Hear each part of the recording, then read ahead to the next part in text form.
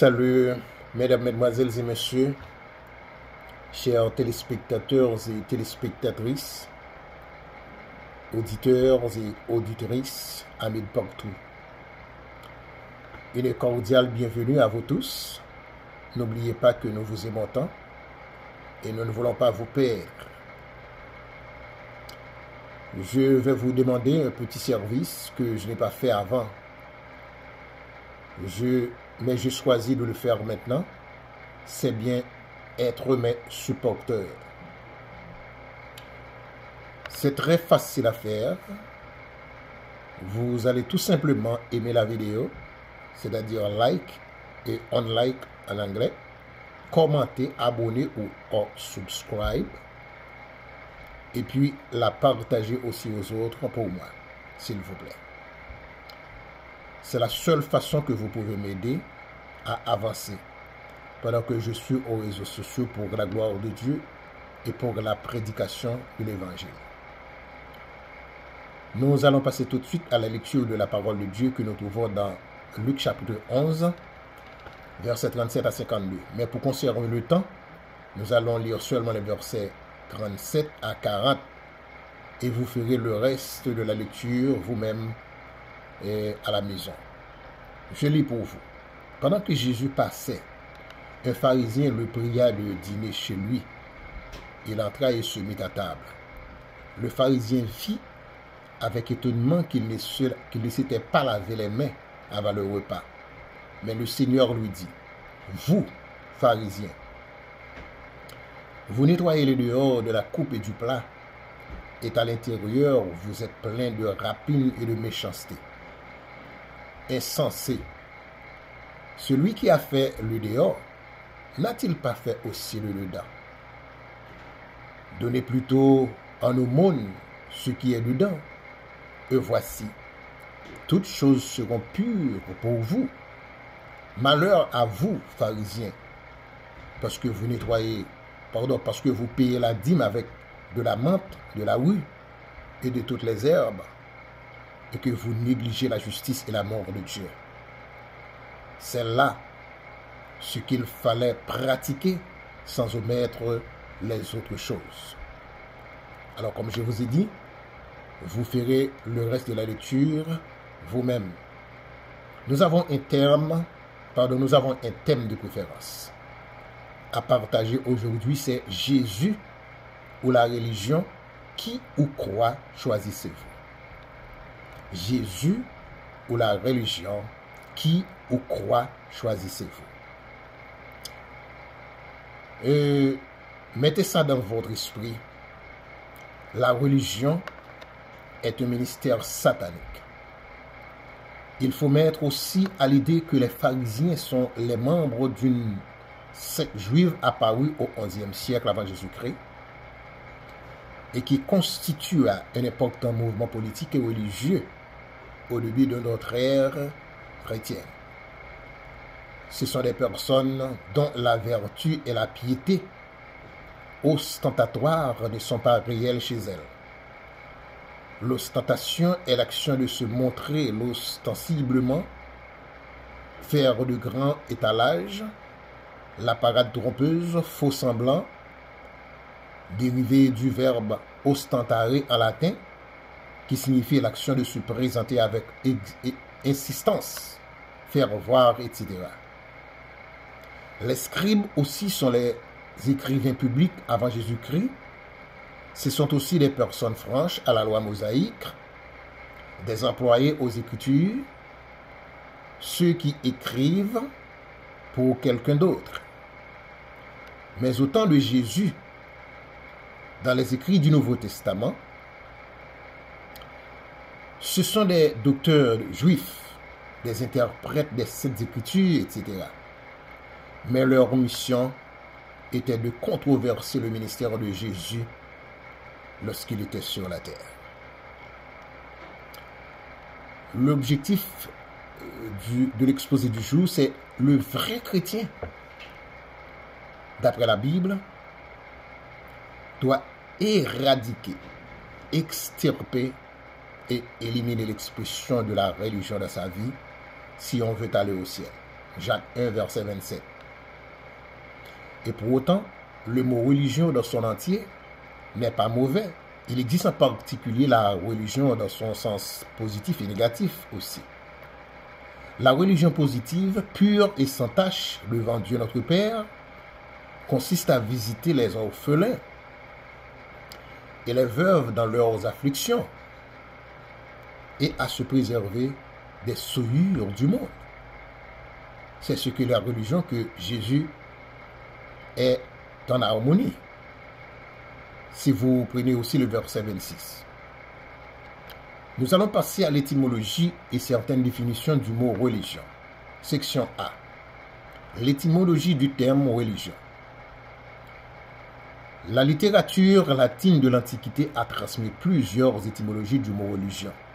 Les plus citées aujourd'hui sont religere, signifiant relire, et religare, signifiant relier, et ensuite religio en latin. Ces étymologies se trouvent dans les œuvres de Cicéron qui citent l'étymologie religere en l'ayant peut-être tiré d'une œuvre disparue de Varron, si vous faites des études et les recherches exigées. Section B. Certaines définitions du terme religion. Il n'y a pas de définition qui soit reconnue comme valable pour tout ce qui est permis aujourd'hui d'appeler la religion. Le terme latin religio a été défini pour la première fois à Rome par Cicéron comme le fait de s'occuper d'une nature supérieure que l'on appelle divine et de lui rendre culte.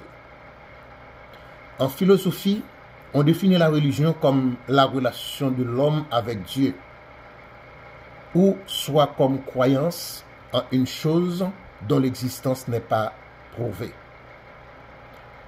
D'après l'encyclopédie, la religion est un ensemble de croyances, des rituels, des dogmes régissant le rapport de l'homme et de la divinité, ou même des divinités. La croyance humaine a des rituels et dogmes et attitudes qui découlent de cette croyance. Au sens figuré, attitude de respect scrupuleux et de vénération à un être ou une chose. Vous avez déjà peut-être fait connaissance avec la définition du mot encyclopédie, qui est un ouvrage où on l'expose méthodiquement ou alphabétiquement l'ensemble des connaissances universelles. Par contre, encyclopédie générale ou spécifique de domaine du savoir, en ce qui a trait à l'encyclopédie spécialisée, et j'en passe. Il y avait un écrivain français et professeur en philosophie nommé Émile Auguste Chartier, mais on l'appelle parfois Alain. Il est né en 1868 et mort en 1951. Voici ce qu'il a dit de la religion. Le propre d'une religion est de n'être ni raisonnable ni croyable. C'est un remède de l'imagination pour les mots d'imagination. Or, se croire fanatique est la source de tous les maux humains, car on ne mesure point le croire. On s'y jette, on s'y enferme, et jusqu'à ce point extrême de folie où l'on enseigne qu'il est bon de croire aveuglement. C'est toujours religion et religion. Par le poids même descend à superstition. Fin de citation. Le religionniste ou la religionniste, le religieux ou la religieuse, par définition, est celui ou celle qui appartient, qui adhère à une religion qui est dominée par des idées de religion. Section C. Depuis quand la religion est-elle entrée dans l'humanité et par qui? Depuis, dans le jardin d'Éden, Satan est l'auteur principal de la religion, un ministère de la mort. Si on parle mal de ma religion, on est mort. C'est le slogan diabolique de la religion aujourd'hui. Satan est la source de tout ce qui est mal. La désobéissance, le péché, l'orgueil, la division, la superstition, l'égoïsme, l'envie, le crime, la peur, et j'en passe. Dans Genèse, le chapitre 4, versets 1 à 24, c'est le chapitre qui mentionne l'arrivée de Satan dans la vie humaine, qui donne la connaissance de tout à l'homme contre les commandements du Seigneur, de Adam et aux pharisiens juifs, des scribes rebelles opposants au temps de Jésus. Après Jésus-Christ, Rome, Mahomet et le reste de l'humanité continuent à inventer la religion qui la pollue. Une croyance polluée pour les servir l'excuse de croire en Jésus, le divin sauveur envoyé par Dieu pour le salut de l'humanité. Si vous lisez Ésaïe, le chapitre 53, versets 2 à 5. Section 2. Le des fondateurs de la religion est Mahomet et ce qu'il a fait croire dans sa mythologie. Il était né vers 570 après Jésus-Christ à la Mecque, orphelin de père. Mahomet perd sa mère vers l'âge de 6 ans. Il est alors élevé par son grand-père, puis son oncle bien-aimé, qui l'accompagne dans ses voyages cavaliers en chemin vers le Syrie. Un moine chrétien reconnaît déjà sur lui la marque de la prophétie. À l'âge de 20 ans, il se met au service d'une riche veuve nommée Khadija, qu'il épouse et qui sera son soutien jusqu'à sa mort. Étant de mythe biblique, on a beaucoup à dire de ce terme, mais on n'a pas assez de temps nécessaire pour vous en parler. Tout d'abord, nous allons aborder la section E, le développement de l'exposé du jour. Il y a certains arguments qui prouvent qu'il est obligatoire de croire en Christ qu'en la religion. Voici les 10 arguments d'après lesquels vous devez choisir et croire en Jésus-Christ et en Jésus-Christ seul. Le premier argument. Premier argument au sujet de la religion, Christ est quelqu'un à connaître et à faire confiance. Jean 20, versets 24 à 31. Christ est plus qu'un mystère, une tradition ou une croyance.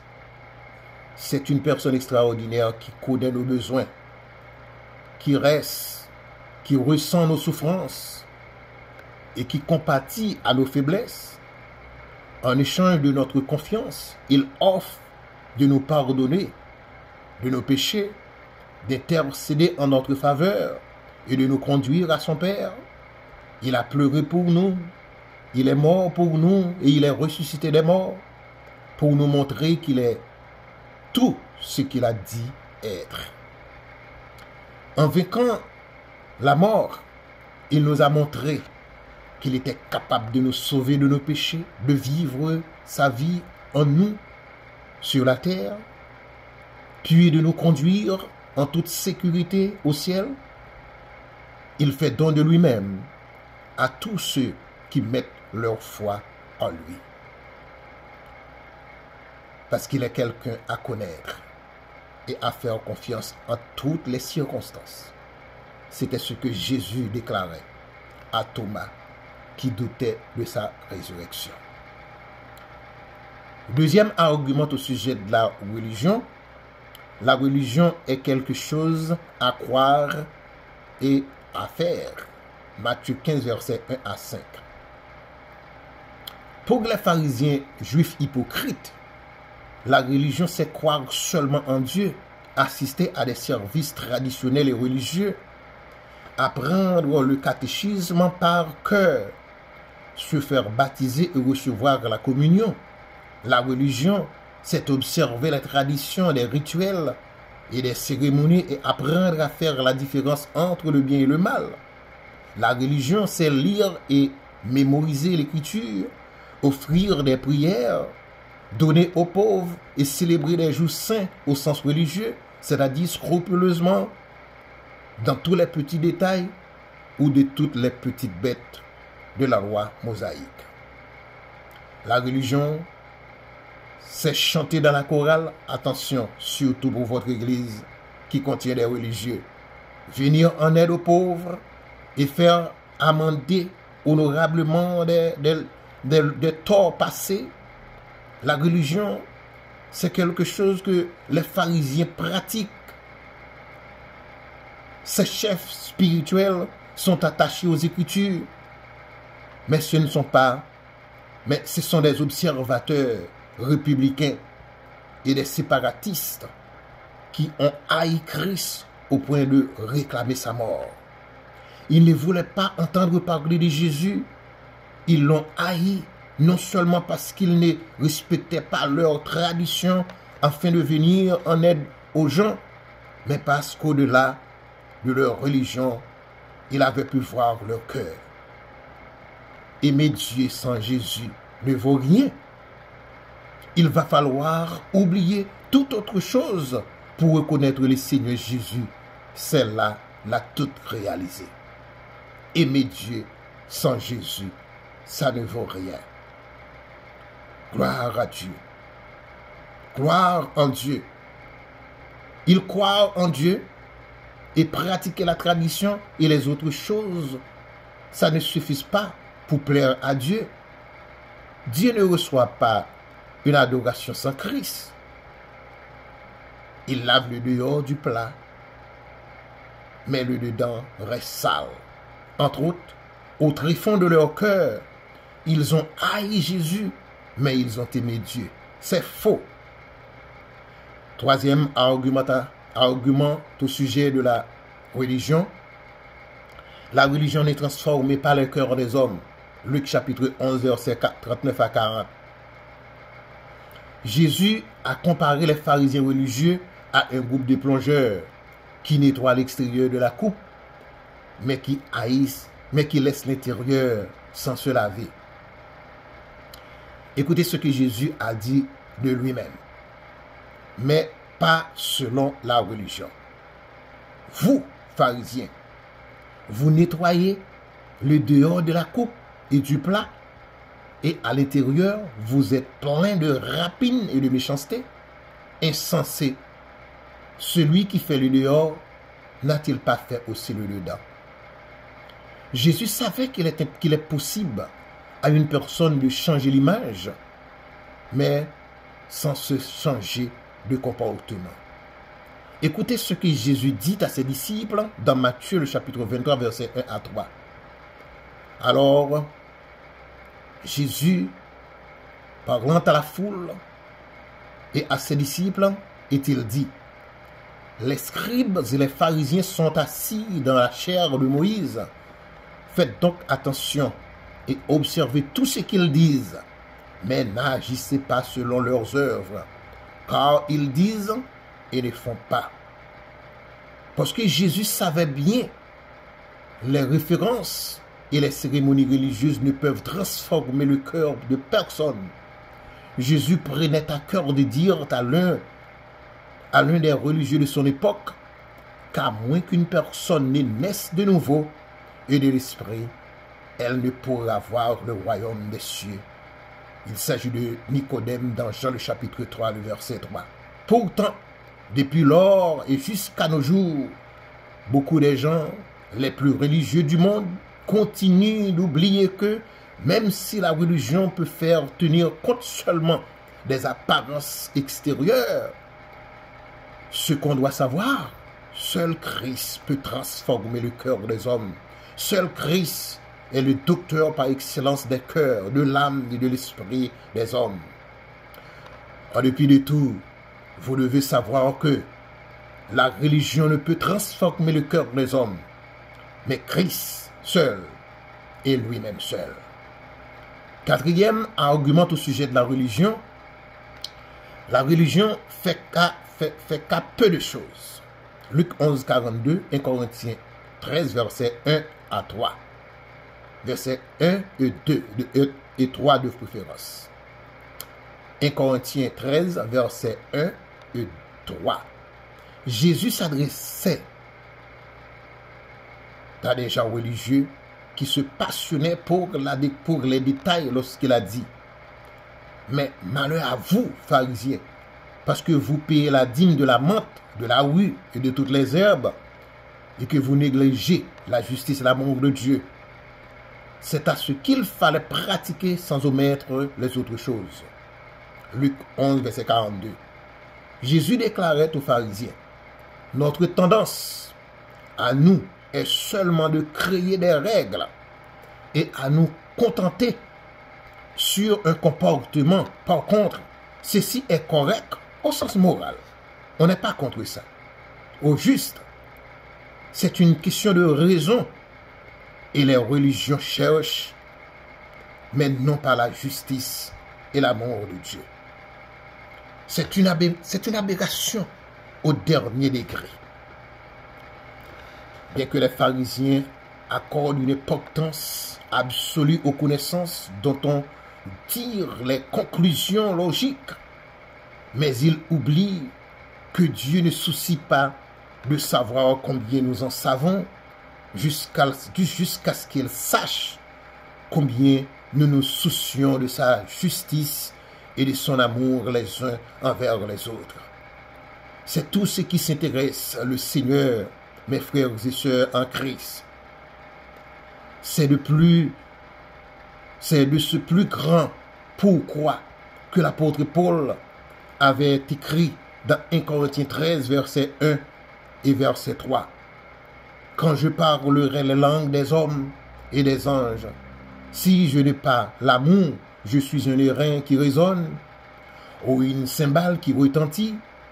Et quand je distribuerai tous mes biens pour la nourriture de pauvres, quand je livrerai même mon corps pour être brûlé, si je n'ai pas l'amour, cela ne me sert de rien. C'est pourquoi la religion fait cas de peu de choses, mais Jésus-Christ est l'amour. Il peut tout faire. Cinquième argument au sujet de la religion offre le consentement et la permission des hommes plutôt que Dieu. La religion offre le consentement ou la permission des hommes plus que Dieu. Luc 11, 43 et Matthieu 23, verset 5a. Jésus a renversé les critiques les plus sévères aux gens religieux qui se servaient de leur réputation spirituelle pour obtenir attention et honneur de la société.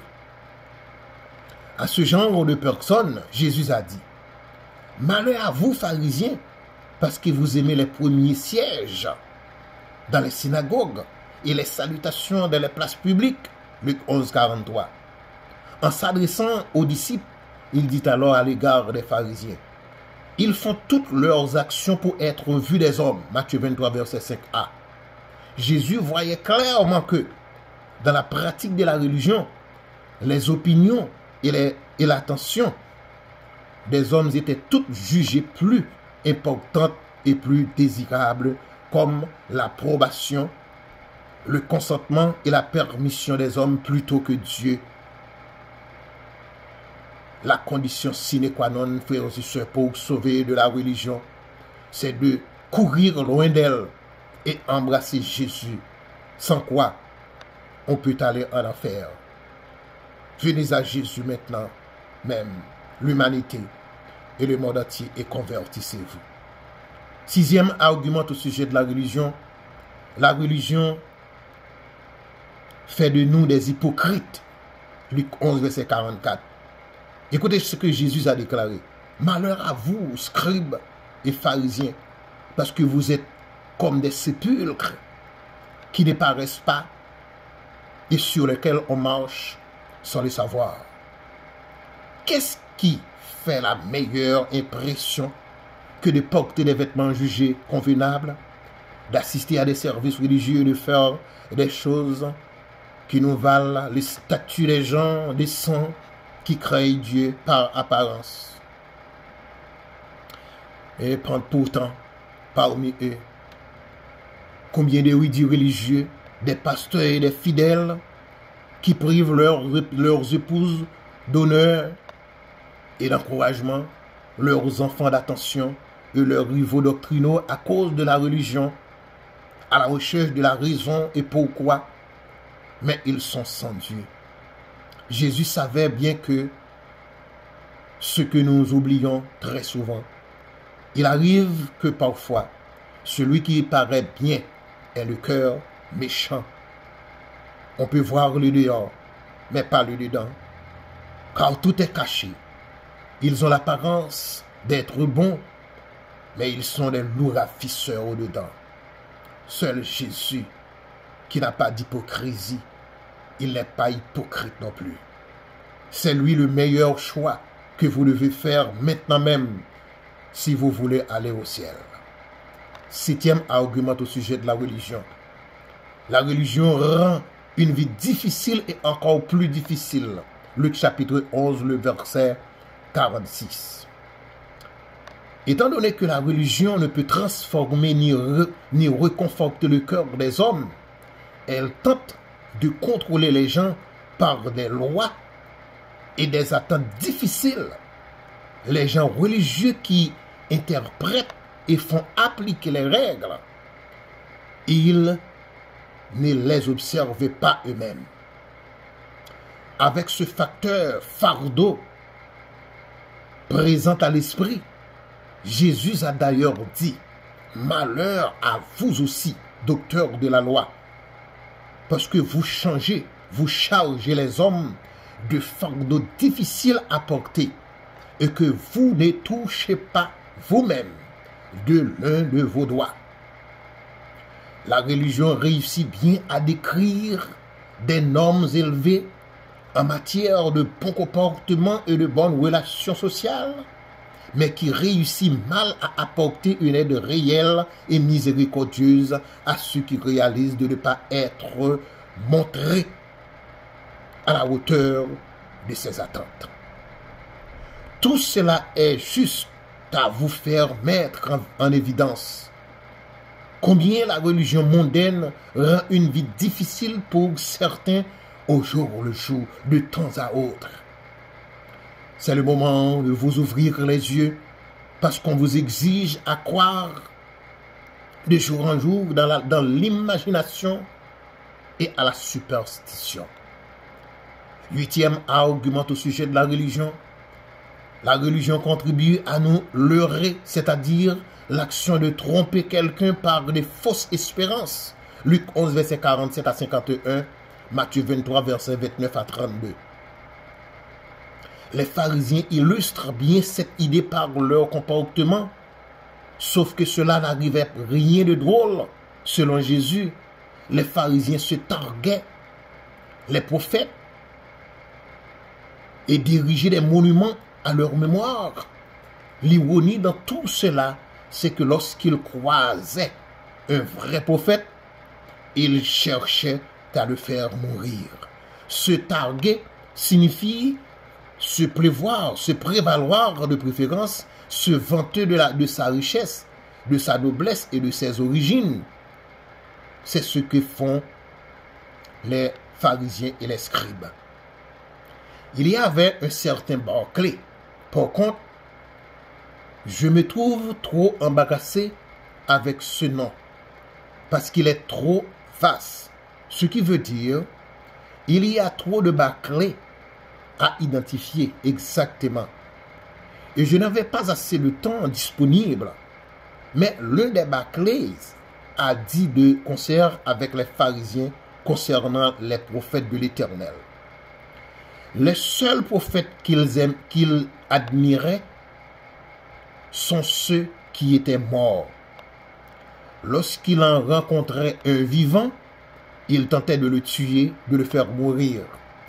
Ils honoraient les prophètes morts par des tombeaux et des monuments commémoratifs mais ils déshonoraient les prophètes vivants en les persécutant et en les faisant mourir. Fin de citation. C'était justement ce que Jésus a fait remarquer dans Luc 11, versets 47 à 51, et dans le passage de Matthieu, chapitre 23, versets 29 à 32, les pharisiens se sont leurrés eux-mêmes. Ils ne se voyaient pas comme des tueurs de prophètes eux-mêmes, mais leur déclaration et comportement au sujet de la mort de ces prophètes prouvent qu'ils en ont beaucoup réjoui. Les gens religieux ne voient pas comme les rejetant Dieu, mais leurs actions, leurs déclarations et autres prouvent bien sûr combien ils rejettent le Seigneur Dieu. Soyez intelligents et veillez, mes frères et sœurs, à ces trompeurs, les pharisiens hypocrites. Ils sont à l'œuvre maintenant, même partout dans nos églises d'aujourd'hui, et surveillez-les. 9e argument au sujet de la religion. La religion, la clé de la science humaine. La religion est la clé de la science humaine, Luc 11, verset 52. Un des grands dangers de la religion, c'est qu'elle amène à être un danger non seulement pour vous-même, mais aussi à autrui, c'est-à-dire pour les autres.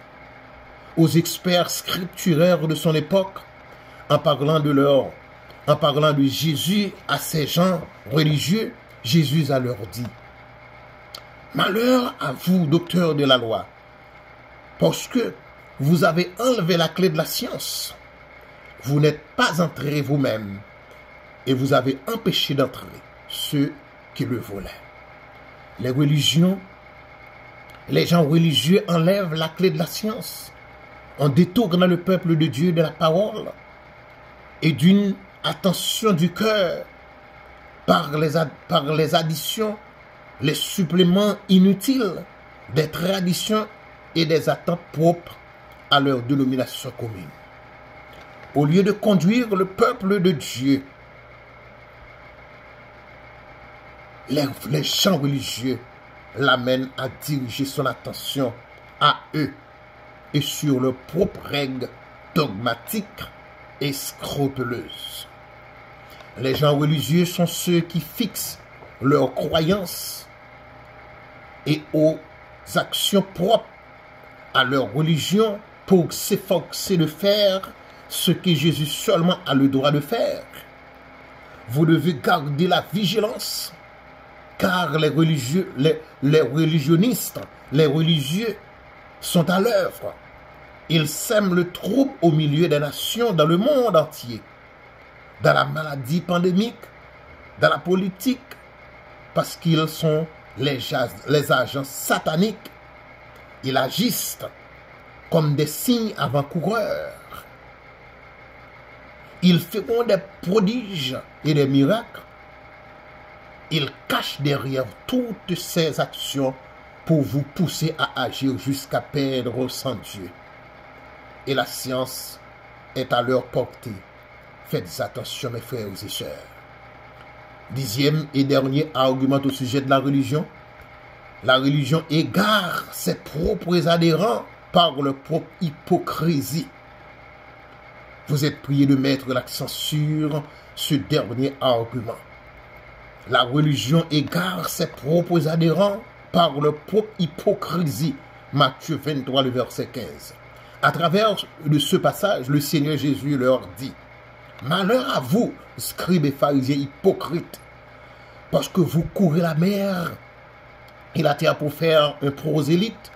Eux, quand il est devenu, vous en faites un fils de la géhenne 2 fois plus que vous.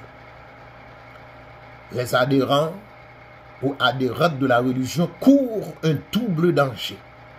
Ils apportent un double enthousiasme, une double chaleur à leur nouveau mode de vie accentué sur la religion. Ils défendent aveuglement avec beaucoup de zèle, de chaleur leurs enseignants eux-mêmes qui sont tous des aveugles notoires. Ils s'en remettent, par les adhérents, à des gens qui ont égaré la vie, qui ont échangé la vie, le pardon et la grâce d'un sauveur infini contre un système de règles et de traditions qui les plonge dans l'erreur de jour en jour. Comme je vous l'ai dit au début, la religion a son sens positif. On peut être religionniste, religieux ou religieuse, mais selon la direction que le Seigneur seul donne. La religion a toute son grande importance, d'après Jacques 1, verset 26 à 27. Mais ça se fait uniquement dans la mesure où elle peut nous conduire au Christ, qui est mort pour expier nos péchés à la croix et qui offre la toute possibilité de vivre sa vie en nous qui mettent leur confiance en lui, le divin berger qui a souffert à la croix pour vous et pour moi. Si ça ne vous dérange pas, vous êtes prié de lire Galates chapitre 2, le verset 20 et Tite 3, verset 5. En fin de compte, j'arrive au moment où je dois vous laisser personnellement méditer sur ce que le Seigneur vous a dit aujourd'hui. Si vous jugez raisonnable en avoir foi en Christ, le Seigneur, rappelez-vous que la Bible dit à la famille de Dieu, à travers ce texte que je vais vous laisser en compagnie. C'est bien Éphésiens le chapitre 2, versets 8 à 9. C'est par grâce que vous êtes sauvés, par le moyen de la foi. Et cela ne vient pas de vous. C'est le don gratuit de Dieu en Jésus-Christ notre Sauveur. Ce n'est point par les œuvres, c'est-à-dire les réalisations et les effets et les efforts religieux. Non, afin que personne ne se glorifie. Afin que personne se glorifie. Le salut que Christ offre n'est pas une récompense que Dieu donne pour des efforts religieux. Je reprends. Le salut que Christ offre, mes frères et sœurs, n'est pas une récompense que Dieu donne pour des efforts religieux. Mais de préférence, c'est un don qu'il a fait à tous ceux qui mettent leur foi en lui. Si vous acceptez de recevoir le divin salut que seul Christ donne ce soir, vous pouvez faire cette prière pour vous remettre entre les bonnes mains du Seigneur. Seigneur Jésus, je me sais que je suis un pécheur ou une pécheresse. Je ne peux pas me sauver moi-même. Je te remets mon cœur en entier pour être ta demeure dès aujourd'hui. Après avoir entendu ta parole, je ne vais pas vivre pour la religion, mais vivre uniquement pour toi, Seigneur, au nom de Jésus. Amen et Amen. Qu'il en soit ainsi pour vous, frères et sœurs en Jésus-Christ, et à la prochaine pour d'autres exposés théologiques, avec votre serviteur, le Bolos, et National. Merci.